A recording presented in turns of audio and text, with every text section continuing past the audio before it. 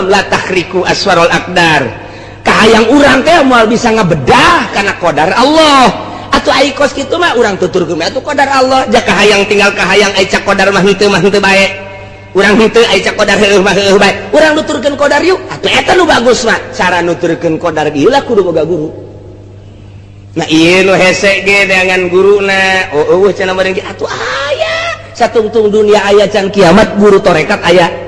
Coba cenah pangneangankeun atuh guru torekatna. Guru torekat mah kadang-kadang babarengan jeung urang, kadang-kadang ngobrol jeung urang. Kok atuh teu nembongkeun jeung teu mere, atuh pun siana can siap. Encan siap kacangna geus aya, jagongna geus aya, deuk dipelakeun. Ari encan digaru-garu acan mah deuk kumaha melakna. Kacangna geus aya, parena geus aya, sawahna can dipacul-pacul acan mah atuh deuk kumaha ditandurkeunana. Geus dideuleuheula kesiapan tanahna ieu nak dipelakan pare woh lamun geus diwaluku geus digaru geus siap kakarak ditembongkeun ieu bibitna kieu cara melakna ieu deuk melak kacang mana tanahna tah ieu zikirna geus aya nu deuk mere zikirna geus aya lahanna nu can aya tah dibalikeun ke bakal dibalik sorangan urang sababikul himam la tahriku aswarul akdar jak kabeh ge ku qadar Allah atuh urang teh moal bisa nabrak kana qadar Allah kahayang tinggal kahayang ai bertentangan jeung qadar Allah nu menang kajen ku kumaha ge urang hayang kawin jeung itu cak qadar Allah henteu bae urang embung kawin jeung itu cak qadar Allah kawin mah kawin bae urang teh hayang sugih cak qadar Allah susah-susah bae urang hayang susah cak qadar Allah sugih-sugih bae oh ai kitu mah atuh maningan ge urang pasrah kana qadar eta lah nu dimaksud ku wali eta lah nu dimaksud ku hikam ngan deuk pasrah kana qadar Allah na kudu aya nu nungtun nah ieu lah metodena nah ieu kakarak secara global hungkul oh jaheuh nya kos kitu tinggal pasrah ka qadar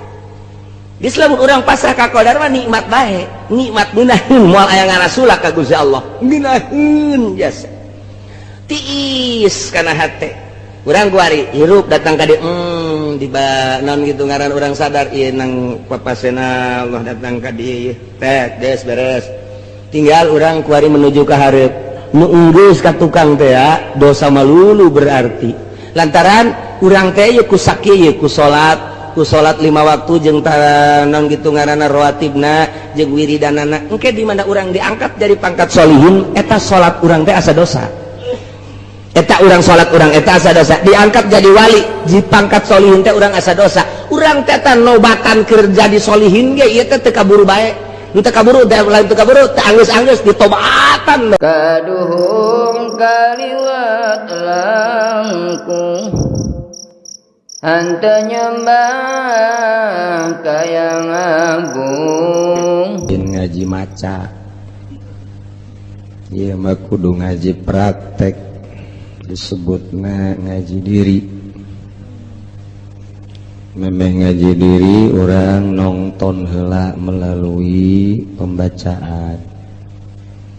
geus teu kaudag ku urang sakadar carita we ngan aya kieu engke resepna kana caritaan siddiqun ahli Allah aulia eta geus aya tetesan wali di awak jadi urang teh kasupkeun kana wali waduh wah mantak di akhir zaman mah aya wali ngridit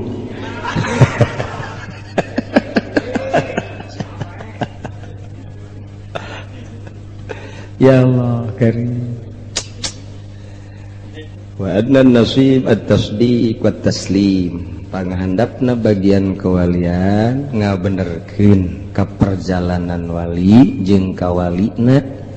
oge pasrah terhadap wali-wali Allah Subhanahu wa taala. Muhammadiyah mah mun nyaritakeun wali ngajebian ka urang. Giliran bae kadesek-desek aya cek dina wali aya dina Al-Qur'an. Coba pangnyontoan ke itu Pak Amin Rais. Jadi Amin Rais teh wali. Jadi tenyahun ka ukuran-ukuran wali-wali Allah. Hese jeung Muhammadiyah. Rada babarian keneh jeung kitu bangsa Syiah. Nya nama kawali tu paha. di sisi eta. Di sisi lain berat Syiah. Jadi orang teh ayeuna menyikapi golongan-golongan Islam nuku Kangjeng Nabi dicaritakeun bakal sataftariku ummati, bakal peberencai umat kaula masing-masing ke datang ke 73 golongan kabeh kajatakeun ahli sunnah wal jamaah. Nu aslina nu mana atuh ya Rasulullah? Nu asli mah nu ma'ana alaih, nu akur jeung kula bae diakurkeun ku urang mantak maka silsilah besi teu akur jeung perjalanan silsilah nage engke dimusyawarahkeun besi aya silsilah gadungan besi ngaku atawa ngadenge doang. Nah ieu ke bakal kanyahoan tina hasil daripada pagaweanana, hasilna norekat bah ternyata horenganan haju kebeuli mersi. Norekat sih jadi kos gitu. Hasil norekat teh haju nyandung opat. Mantep. Jadi hasil norekat teh ieu teh mengarah kana duniawi. Salah. Mantap ari ilmu nama di deuleu ilmu ti Tasikmalaya bah anom akur, ilmu ti Banten akur, ti Jawa Timur akur. Nu teu akur teh cara meratekeunana ti mimiti cara merekna anu sambarangan. Mantap begitu norekat teh jadi teu wauh jeung dulur, barang norekat teu wauh jeung jelema, barang norekat teh ego leuwih tinggi. Oh berarti ti mana ngamimiti ada ieu norekat. Justru norekat mah ulah kajahoan ku batur hatta pamajikan ge ulah nyaho urang norekat. Teu nyaho pamajikan urang teh kana pagawean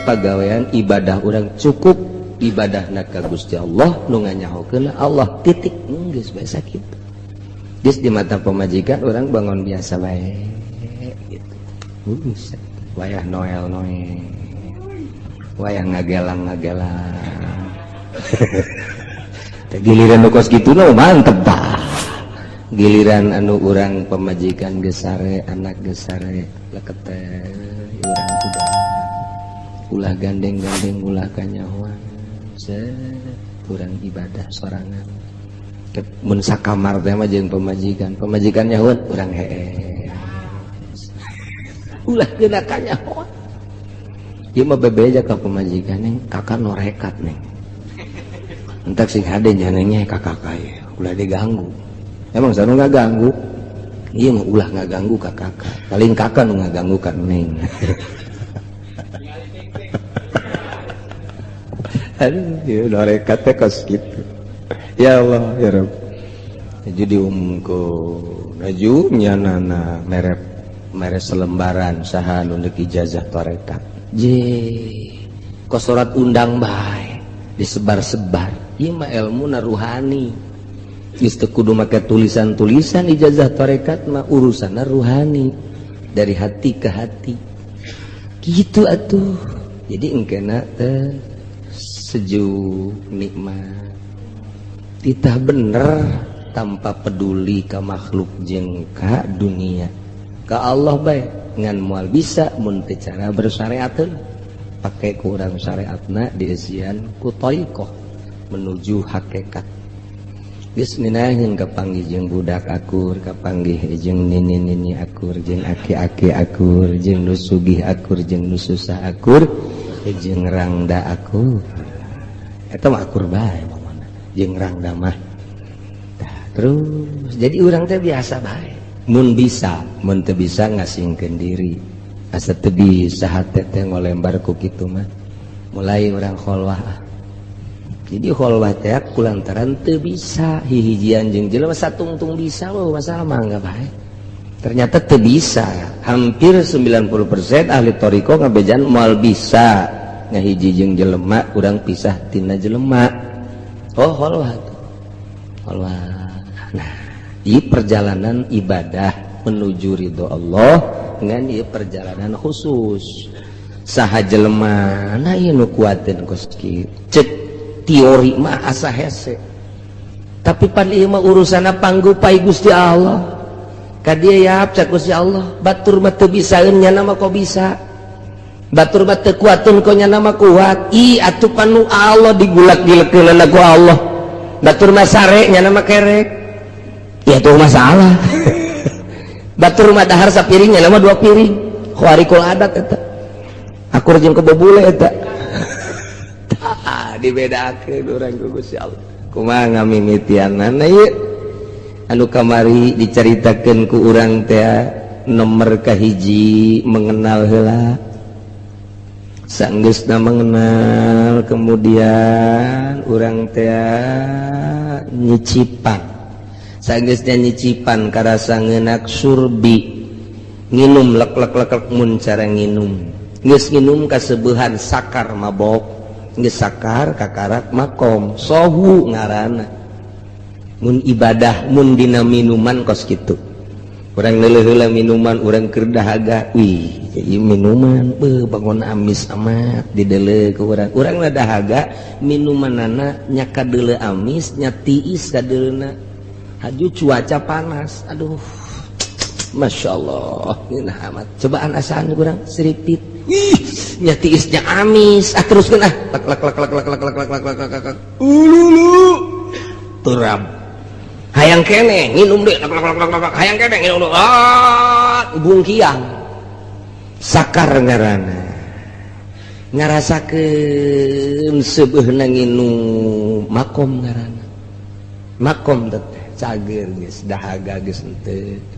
tiis karasana ka awak eta carita minuman kuari ibadah ka Gusti Allah dimimitian urang ku mengenal Allah heula ti wujud kidambako terus urang ditafakuran mengenal melalui tafakur pan urang teh mengenal Allah teh melalui syariat heula can kaharti cenah kiai mengenal Allah melalui syariat ngaji heula sanggeus ngaji cobaan kuari ceng bulan sia geus ngaji geus nyaho kana haram jeung halal insyaallah syariat wauh berarti sia ka Allah wauh melalui syariat coba nek dicoba ku aing sia coba inon ya ih tambah bir ayo coba inum geus sia imbung kunaon sia mantak embung haram wauheun ka Allah melalui syariat haram ni minuman wauh tak ka Allah melalui syariat ngaranna embung nya nama haram dibere ku urang awewe urang Lampung Putih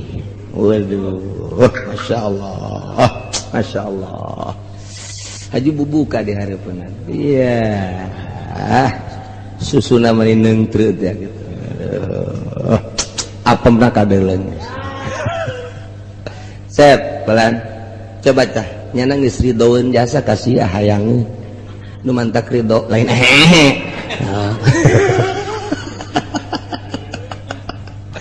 nyana teh ya irang da ditinggalkeun ku salakina geus 2 tahun jadi nyana hayang disodakohan duit teh butuh hayang sodako eta jadi ujang lamun daek nyarean nyana menang ganjaran lantaran sodako ih ke heula kon sodako kiamat kabalinger ieu sodako kos ieu nyana geus hayangeun jasa ieu jadi geus acep teh sodako kadinya nyana mah duit teu butuh bogaeun mobil mah teu butuh bogaeun nyana mah segala rupa teu butuh da areun nyana mah butuh ge eta Imbo cek nyana kunaon emang itu haram zina mah wala taqrabuz zina innahu kana fahisha wa sa'a sabila wauh ka Allah melalui syariat dulu salat lohor gegeraan bae nyana neangan samping sajadah dan deuk mana sia salat deuk naon tuh kadenge surah azan wauh berarti ka Allah syariat ketika dak si hayang motor hayang boga duit henteu ieu motor ieu teu boga duit kredit ku sia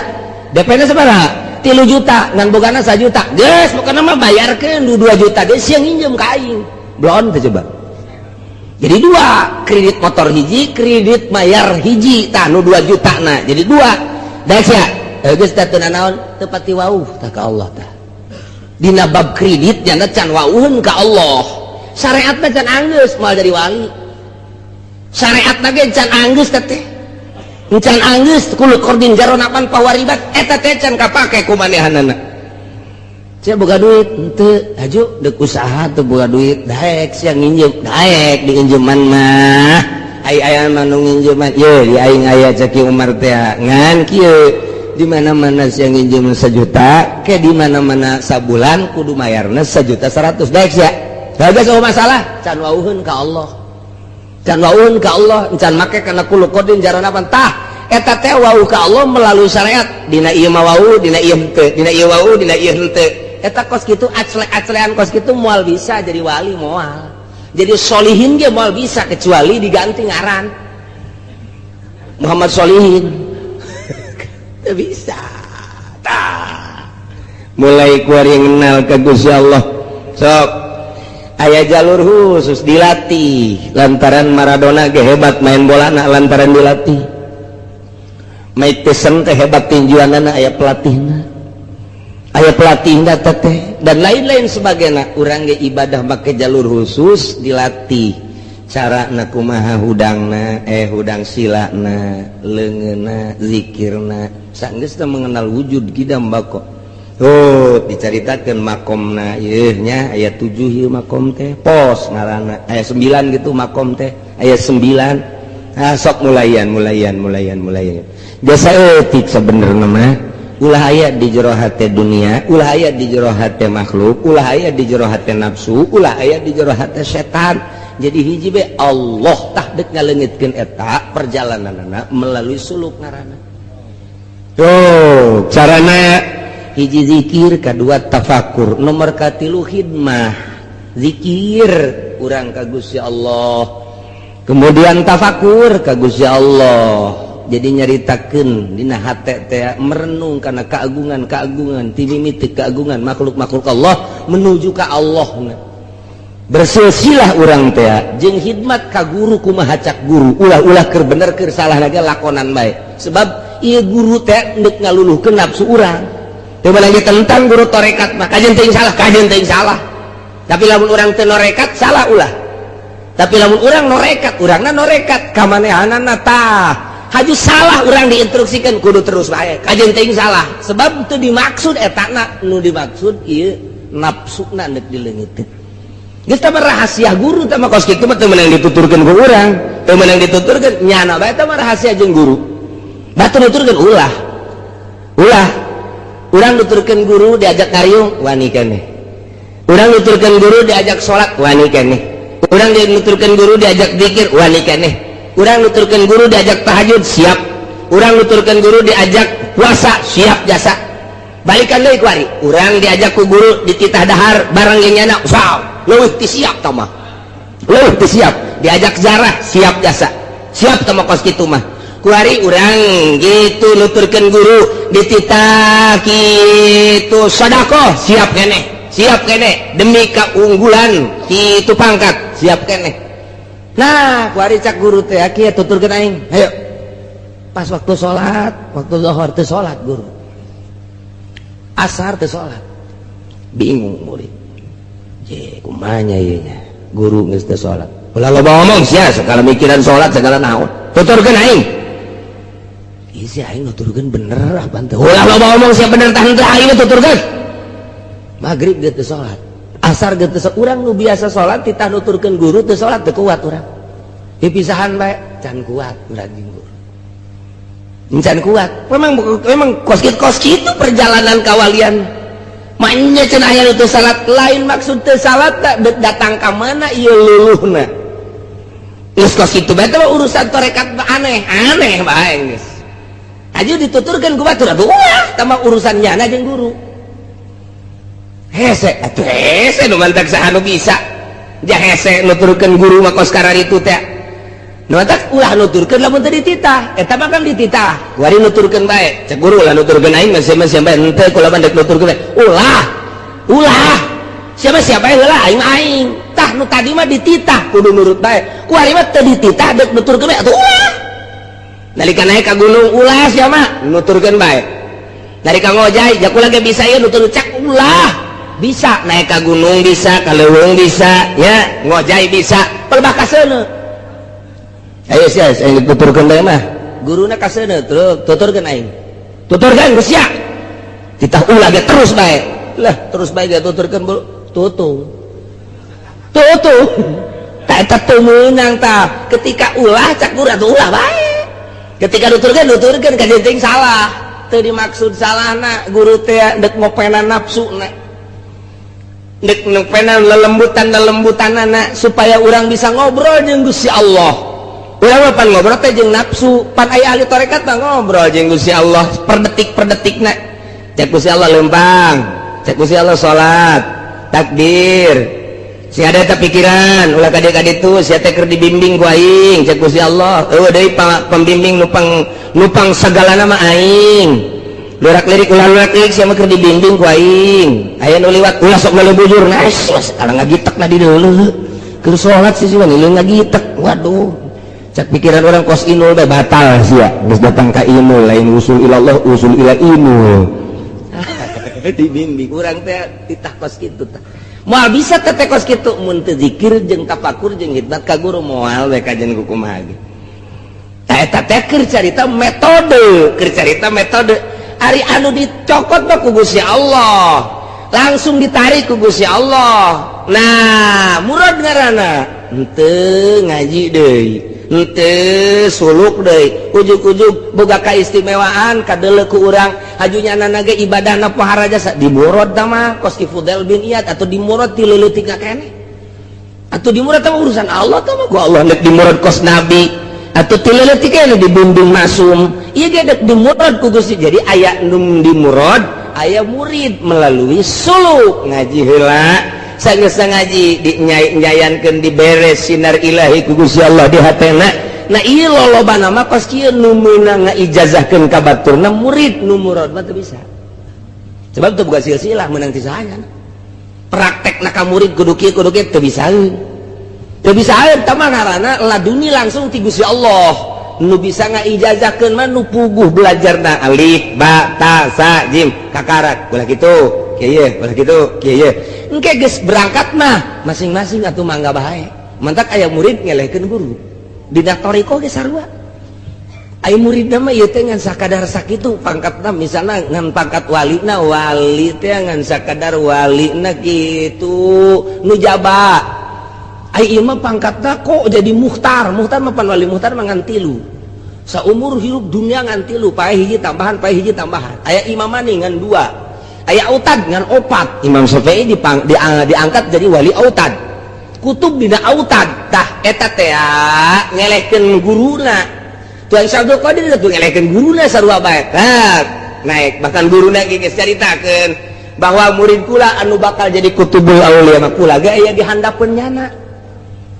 Nah, itu tergantung dah. Nah, iya, nu bisa ngaijazahkeun teh anu belajar, dibimbing. Nah, kabelah itu udah cerdas, lempang sorangan. Timi mana ngamimitianana. Nah, iya nu rek caritakeun tadi dahaga urang hayang usul ilallah, parabotna geus aya ilmuna. Kuari orang berangkat ninggalkeun dunia jeung makhluk menuju usul ilallah ku cara zikir jeung tafakur khidmat kanu jadi guru sesuai jeung aturan anak berangkatlah. Nah terus di dieu yuqalu al ahwalu mawahibu diucapkeun ari ahwal mah pamere wal maqamatu makasib ai maqamat maqam eta adalah diusaha wa kasbuha huwa taqaddumul ahwal alaiha ka'annaha nataijuha ngasabna kana maqam eta adalah diheulaan ku ahwal ka'annaha nataijuha seakan-akan natijah daripada awal eta adalah maqam wa qaulul ahwal mawahib yakni ba'da taharruf fi jalbiha qaskuba ka khalqil awaid batur tipe ting sare ieu mah hudang kharqul adat ngaran. Kemudian kitu batur dahar ieu mah henteu eta ngaranna kharqul adat batur manginum nya nama henteu batur da nu ngarokok ieu ngarokok kharqul adat ngaranna batur mah teu ngopi nya ngopi kharqul adat eta kabawa ku juri eta nu batur mah keur ngaji nu nundutan nya nama nundutan kharqul adat sarua bae eta kabawa ku setan eta tak ikut kharqul adat ya. Jadi adat-adat kebiasaan manusia, kebiasaan makhluk ditinggalkan ke orang. eta teh hese kumaha ngamimitiana. Nah lamun urang eueuh guruan hese matak makelah guru cing coba kumaha kieu ya guru beat ngaranna wari hiji awas jauhan kabair mangga nyaho sia ka kabair nyaho besi kurang nyaho ditulis mantak Mama Bakri nulis sela kabair padahal mah geus loba dina kitab-kitab kabair tapi lantaran ieu endek dimuridkeun ieu kabair dage ditulis ku Mama Bakri sempur dina kitab torekatna nulisan heula nya na kabair teh 1 2 3 4 5 6 7 8 9 10 40 kabair asana jang teu 40 wae dina fikih mah pan ieu mah thariqah kabair teh ditambah urang guruan mah hese tapi lamun aya guruan jadinya sing gade ieu kabairnya ieu nya sing gade tah ieu sia kudu dijauhan ieu kabair dibaca ku muridna bo kabair teh urang mah nu nyaho teh mabok zina maling judi maehan eta kabair anu geus jelas tah kos kararitu korenganan aya 40 dina tarekat mah kabair teh pandek usul ka Allah beres. Nah ieu nu sogoirna ieu nu sogoirna leuwih loba sogoir geus tinggalkeun ku sia nu kabair tinggalkeun nu sogoir urang nuturkeun eta bakal khariqun lil adat naon sababna sebab beda jeung kitab fikih ku eta bae ge geus beda urang bakalna geus beda bakalna tah ku eta bae ge heulana encan nae ka ditu lantaran naon lantaran puguh jalurna batur bae nyebutkeun kabair teh nu tadi teh ya ieu mah macem-macem kabair sogoir teh macem-macem geus urang bakal beda jasa jeung batur dina tingkah-tingkah urang padahal urang teh can sakumaha kakarak datang ka sogoir jeung kabair jeung sogoir lantaran make doktrin kabair jeung sogoir tas sakieu kabair tas sakieu sogoir ngalaksanakeun eta bage urang geus kadeuleum beda ge bakalna jeung batur geus bakal beda dahar bae tapi daharna ukuranana ukuran jang salat bae mun urang ngalaksanakeun berarti mun urang ngalaksanakeun urang tepat mun urang teu ngalaksanakeun eta dosa dina ilmu tarekat mah leuwih ti kabutuhan dosa terus tabelah dina waro watu dakikul waro anjeun kudu nganya-nya kana apik sok timbulkeun di diri maneh apik awas nyimiti dahareun kudu apik ilumeun kudu apik awas kudu apik cak guru dina kitabna dibere kaapikan urang teh ieu awas kudu apik nya sing ade bogana kendaraan bogana baju dan lain sebagainya kudu nyaho kokot soranana diapik-apik urang bakal khariqun lil adat ku geus sakitu bae ge nuturkeun metode eta bae ge bakalna geus khariqun lil adat urang geus kabairna dijauhan sogoirna dijauhan warokna kurang ditimbulkeun ku ari kurang mulai yakin aya ka Gusti Allah pasrah ka Gusti Allah taslim jasa ka Gusti Allah geus aya sorangan bakal timbul ngeban kabairna nu tadi geus dijauhan sogoirna geus kemudian warokna kurang geus ditimbulkeun ku ari kurang urang mah pasrah ka Gusti Allah teh geus aya nyai-nyayan sorangan bakal nyai-nyayan sorangan otomatis bakal aya ngeunaheun hampa make metode ngaranna make metode nah kuari geus eta mah urusanana kos kararitu nah kuari mulai mata jeung ceuli di ka Allah ulah ayana naon di jero hate kunu tadi geus dilaksanakeun urang geus bisa kos belajar nulis hayang bagus urang nulis atuh henteu ujung teu nuturkeun tulisan teu henteu make metode digentur mah aya nyeun alif cara nyeun alif kos kieu urang dipagahan nyeun alifna kieu nyekel kalamna kieu penana nyokotna kieu tet nyeun alif nya ba kieu dideuleukeun urang deuleu ye tah nyeun ba kos kieu cet tak kos kieu terus ain oge Pak dideleukeun teu meunang teu deleukeun kieu ye carana lamun nyeun ain kieu set tuh eureun tadi puterkeun ieu kabuter-muterkeun kalamna kudu dideleukeun ku urang awas mesti salah puterkeun set puter ka dieu puter tek aya tipis kadal nyeun dal kieu ye tek tah sok eta bae heula teu meunang urang tulis nu lain nulis eta bae alif kudu akur menang ti guru cara nak kieu cara lamun urang teu daek akur bae bebeja ka guru kok alif kula mah teu akur bae bengkok nu bagus bengkok mah oh balikan deui kieu ye carana tek set nah nyeun alif sok oh heeh ba kok teu akur jeung guru bakal diakurkeun bebeja urang ka guru lamun can akur mun geus akur sok urang laksanakeun kurang nyeun alif teu meunang wakan nulis nu sejen-sejen eta bae heulanan geus rada akur-akur bebeja ka guru coba hasilna alif ba ta na kabeh geus akur ye rada akur naik dibere ngan sakadar saeutik bismillah we bismillah engke bakalna mencakup kana kabeh bisa bismillah akur jeung bismillah guru bakal akur ieu keur carita nulis eta bae heulanan akurkeun cara narikna timimiti alif bakna terus datang ka beres geus da urang setor ka guru sok urang nulis naon bae ge bakal na katurutan ku maneh nulis sok dek nulisna kata kakarak hiji engke ka kana kripi kana dewani dan lain sebagainya dibere ke ku guru akur urang jadi make metode cara henteu kudu nurutan hiji-hiji cara di sakola teu kudu mun make guru mah alif bakna bae engke jeung kripi ieu dewani ieu terus kabeh khot teh ku guru dibere rumus tak jadi bisa sorangan kayak kaditu nah ieu ibadah ge sarua ku guru dibere rumus bae ka bairna ieu tinggalkeun sogoirna ieu cara warokna ieu kos kieu warokna tah engke maneh hudang ti peuting mandi hudang ti peuting kabeh mandi wudu carana kumaha deuk mandi teh ya urang perasaan mayit dibere kunyana bukuna tah kumaha Bakri bahwa urang teh mayit kemudian orang dipandian terus dibersihan orang teh mayit perasaan teh mayit bae geus kudu boga perasaan bahwa orang teh keur dipandian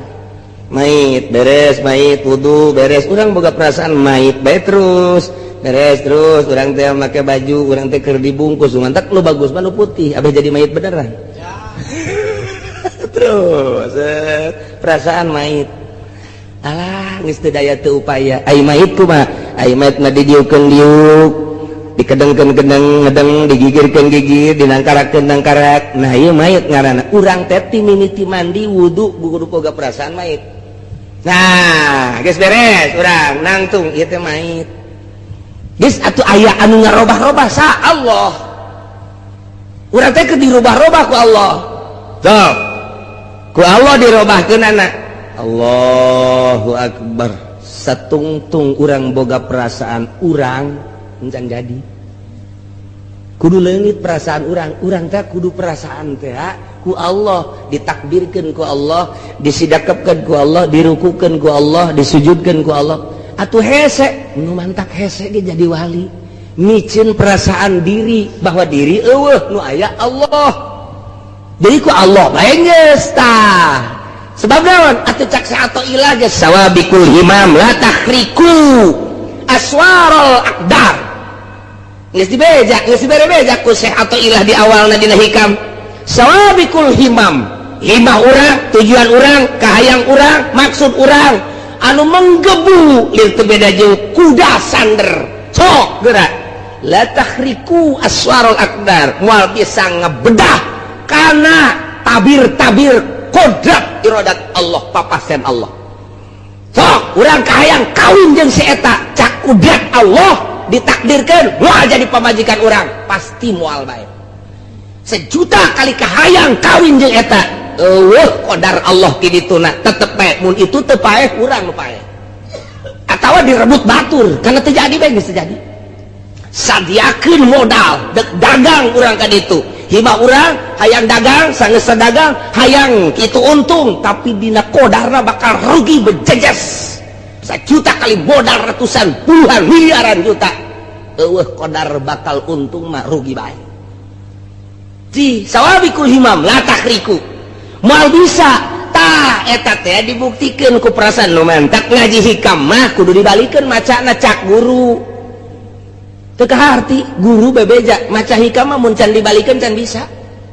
lamun masih keneh kos kieu keneh bae lah tah mah bebak lalagaan maca hikam mah kudu dibalikeun sugan teh mah dibalikeun macana dibalikeun perasaan lamun urang can tibalik perasaan lain wali ragap we diri urang mah kieu aya Allah aya naon dalilna aya dada melanana syariat keneh kudu kumaha tuh aya aing ieu aing aya ieu ku ari ieu tina eueuh kana aya tah eta teh dalil ayana Allah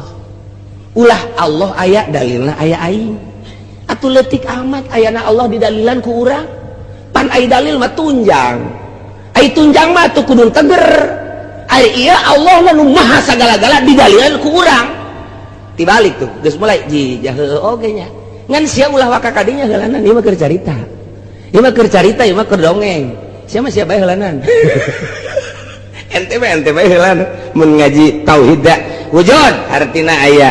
nya aya Allah dada melana aya Allah aya dalil aya dada melanana dada melan teh jadi dalil Allah sedengkeun cak ilmu mantek dalil teh hujah teh tunjang Allah teh maha sagala-galana ditunjang kudu eueuh teu kaharti cek saatoy lah nya aing mah tunjangna lemah amat kudu kumaha tuh urang aya ti eueuh ka aya tai didalilan ku ayana Allah tibalik tamun hikam geus maca hikam tibalik meunang ngaijazahkeun ka batu heulanan jadi lo mencan tibalik can bisa nah iya urang dituntun ku guru iya kabairna tinggalkan iya sogoirna tinggalkan warona tarik pasrahna ka Gusti Allah lamun urang geus pasrah jasa engke ge bakalna urang kos lalayangan moal layangan dibetot turun sanggeus dibetot turun dat naon garang-garangna digitukeun teh diulur tuh ayo osok masih yang ngadulang layangan penyaho dasar tukang ngadulang layangan kabeh urang ulur tarik kemat erengan kemat kakalarkeun jet urang kos lang layangan dioper-oper kuno mentangna urang ge awak teh kos lang layangan bae dipentang ku Gusti Allah lempang sia diuk sia kicep sia dengekeun ku sia sok sia geus ta eta teh hese hayang datang ka perasaan bahwa urang teh aya dina tungtung curug Allah cek ngomong sompral nama tak ndek datang kadinya mun geus datang kadinya wali ngaranna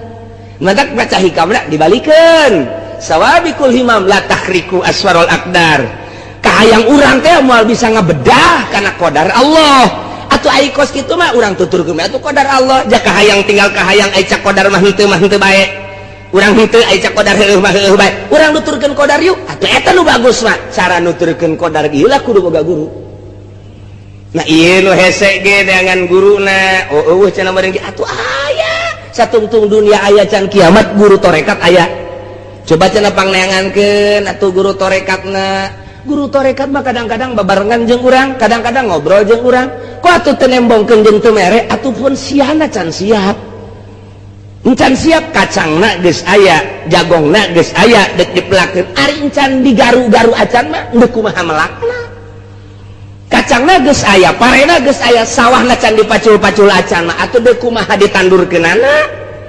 geus dideuleulah kesiapan tanahna ieu nak dipelakan pare woh lamun geus diwaluku geus digaru geus siap kakarak ditembongkeun ieu bibitna kieu cara melakna ieu deuk melak kacang mana tanahna tah ieu zikirna geus aya nu deuk mere zikirna geus aya lahanna nu can aya dibalikin kayak bakal dibalik sorangan urang sababikul himam la tahriku aswarul aqdar jakabeh ge ku qadar Allah atuh urang teh moal bisa nabrak karena qadar Allah kahayang tinggal kahayang ai bertentangan jeung qadar Allah nu menang kajen ku kumaha ge urang hayang kawin jeung itu cak qadar Allah henteu bae urang embung kawin jeung itu cak qadar Allah kawin mah kawin bae urang teh hayang sugih cak qadar Allah susah bae urang hayang susah cak qadar Allah sugih bae oh ai kitu mah atuh maningan ge urang pasrah kana qadar eta lah nu dimaksud ku wali eta lah nu dimaksud ku hikam ngan deuk pasrah kana qadar Allah na kudu aya nu nuntun nah ieu lah metodena nah ieu kakarak secara global hungkul oh jaheueuh nya kos kitu tinggal pasrah ka qadar geus lamun urang pasrah ka qadar mah nikmat bae nikmat geunaheun moal aya ngarasulah ka Gusti Allah geunaheun jasa tiis kana hate urang guari hirup datang ka dieu di naon gitu ngaran urang sadar ieu nang papasena Allah datang ka dieu teh geus beres tinggal urang kuari menuju ka hareup nu enggeus ka tukang teh dosa malulu berarti lantaran urang teh ku sakieu ku salat 5 waktu jeung naon kitu ngaranna rawatibna jeung wiridanana engke di mana urang diangkat dari pangkat sholihin eta salat urang teh asa dosa eta urang salat urang eta asa dosa diangkat jadi wali di pangkat sholihin teh urang asa dosa urang teh nobatan kerja di sholihin ge ieu teh teu kaburu bae nu teu kaburu lain teu kaburu teu anggeus-anggeus ditobatan bae urang teh eta kos kitu jadi lain nobatan itu lain nobatan kabair sogoy nobatan urang di pangkat sholihin ge ieu teh teu anggeus-anggeus istighfar deui tah jadi kuari mah hayang tunduk kana qadar Allah na ieu bakal timbul khawarik tidinya timbul sorangan wa kaunul ahwal mawahib yakni ba'da taharruk jalbiha kataharrukil awaid wa huduri hal zikri hadir jeung riungan zikir lain riungan zikir cara urang lain khusus ahli-ahli beat ahli-ahli beat eta babarengan mungkin unggal poe mungkin saminggu sakali mungkin sebulan sakali aya perkumpulan disebut halqah riungan zikir itu bebas khusus bae jang ningkatkeun jeung guruna engke guruna mere cara la ilaha illallah ke kanyahoan salah ye salah ta zikirna salah gidegna make gideg heula make gideg heula make napas heula ke geus beres naek geus beres naek geus beres naek engke kanyahoan nu salah ke kanyahoan nu bener engke geus jadi nama teu kudu budak gideg geus jadi nama jak geus perasaan urang teh aya di lautan ilmu Allah urang aya perasaan aya di lautan basar Allah urang teh aya di lautan sama Allah hasil tapak urang teh geus tikelekep dina ilmu Allah geus bae urang keur kuku bage babarengan jeung Allah bae di masjid asa jeung Allah di majlis asa jeung Allah di mushola asa jeung Allah atuh di kota asa jeung Allah di leuweung asa jeung Allah nu matak nya mah teu kahalangan ku rame teu kahalangan ku nanaon sanajan di nu rame Allah bae hate teh nu rame-rame teu kadeuleu ku nya sanajan kadeuleu eta teh dianggap ku nya hiji Allah bae teu kakarak secara global bang hulanan tah nek jadi wali teh ka khorqil awaid wa huduri hal zikri wasima jeung ngadenge mata parugil batin ke anjuran-anjuran guru bari batin urang kosong nanaon hanya ngadengekeun we ti guru sehingga urang bisa meraktekeun naon hasil ti guru kosongkeun minal alaik tina alaqah tina dunia tina makhluk tina nafsu tina setan urang ngomong kitu ku hese amat ku cara metode nu tadi bakal eueuh sorangan urang kuari kita ulah resep karena dunia moal bisa kajian kukumaha ge dipaksakeun ge moal bisa lantaran urangna encan berangkat ketika urang geus berangkat nah kudu ngalengitkeun ieu ninggalkeun ieu resep dunia eueuh sorangan komo lamun urang geus dibere ku Gusti Allah kaladzatan zauk ngeunah horenganan zikir teh ngeunah horenganan salat teh geus pohoan bae karena dunia dibere ngeunaheun salat teh Allahu akbar hese nyaritakeunana ngeunah eta lantaran naon kasisi kagigir ka luhur ka hareup Allah sedengkeun urang teh nyieun Allah urang bebarengan jeung nu nyieun engke bakal balik ka Allah bakal ditanya ku Gusti Allah urangna kuari geus deukeut jeung Allah nikmat amat naon hartina jahe naonan naon hartina gadis Lampung naonan nu aya mah ribut malulu naonan naon hartina baby band naon hartina pabrik dibandingkan pancak Gusti Allah sia jeung boga sia panu aing sia jeung milik ku sia panu aing ai siana kuari jeung geus deukeut jeung aing teu nganggap urang kana naon nu aya nailah sakadar metode cara heula geus urang ulah sosolonongan kuari mah urang keur syariat nyareat bae ngan urang sabisa-bisa naon anu sok dibacakeun ku guru dipraktekeun urang tuturkeun ulah ria sabisa-bisa urang ulah ujub sabisa-bisa urang teh jeung adab-adabanana sabisa-bisa urang eta ge sarua bae pos kitu ge ngan encan make bimbingan khusus doang ai dina zahir mah bakal akur jeung bakal ngeunaheun sarua salat ge ngan ngeunah biasa bae encan ngeunah nu sakumaha moal ngeunah nu sakumaha dibimbing ku guru ngeunah mah ngeunah tadi coba ge nu tadi da urang usolli sejak kaula salat fardu zuhur 4 rakaat capek teh salat ka situ lain lalagan capek bae sok tinggalkeun geura Allahu akbar Allah nu maha agung bakal hampang Allahu Akbar. Inginahin salat tipe tinggal sababa rakaat ieu mah lain lalagaan, urang mah wani sumpah. Lamun urang make Allahu Akbar menang 4 menang genep ge capek. Tapi orang lah Allah mah nyahoan ya. Urang nu mantak hudang ge dihudangkeun ku Gusti Allah nangtung tengah peuting ieu teh pan nyahona urang tahajud teh Gusti Allah atuh Allah teh nyahoan men urang dijieun ge nyahoan geus Allahu Akbar hampak bakalan ngeunaheun.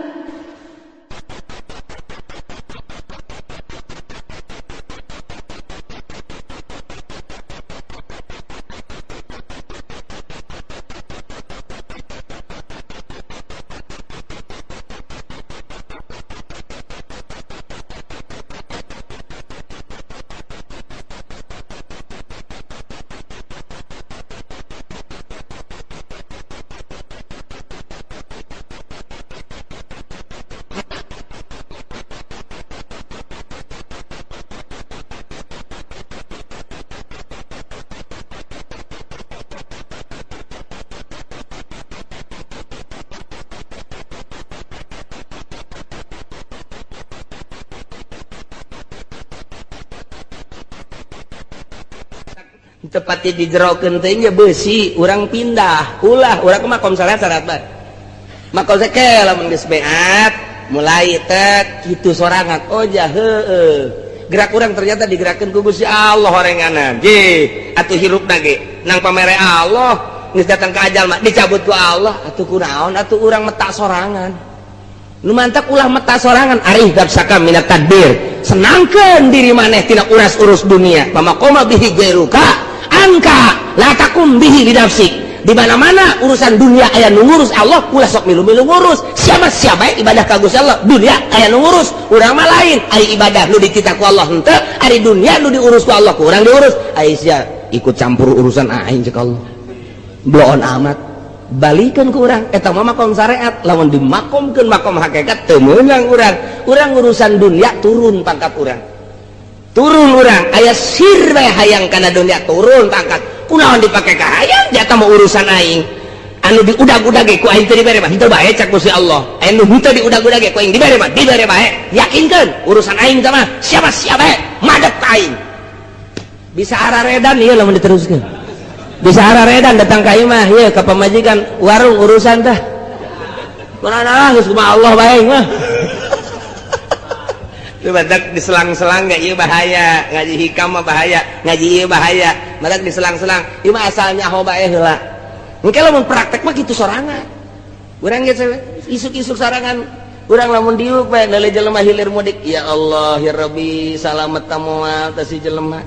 ngudag-gudag nu ka pabrik nu ka pasar pan geus diurus ku Allah kok make diudag-udag asana cilaka komo lamun teu make aturan syariat aya maling teh aya korupsi teh duh cilaka jasa eta teh napakuran eta bae ge waduh teu bae bari diuk ibadah nu panggede-gede tapakur saatin afdalu boh beung sabaraha tah tanyakeun Habib Rojak ge